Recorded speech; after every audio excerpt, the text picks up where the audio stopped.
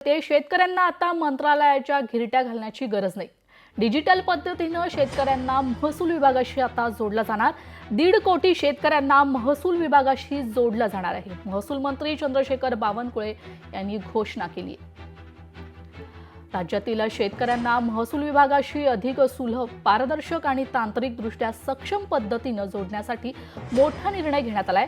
महसूल मंत्री चंद्रशेखर बावनकुळे यांनी आज घोषणा केली आहे की राज्यातील सुमारे 1.5 कोटी शेतकरी आता डिजिटल माध्यमातून थेट महसूल विभागाच्या प्रणालीशी जोडले जाणार आहेत। या उपक्रमामुळे जमीन नोंदणी, सातबारा उतारा, फेरफार, पीक नोंदणी, जमीन मोजणी यासारख्या महत्त्वाच्या सेवा शेतकऱ्यांना मोबाईल किंवा संगणकावर सहज मिळणार आहेत, अशी घोषणा चंद्रशेखर बावनकुळे यांनी केली आहे।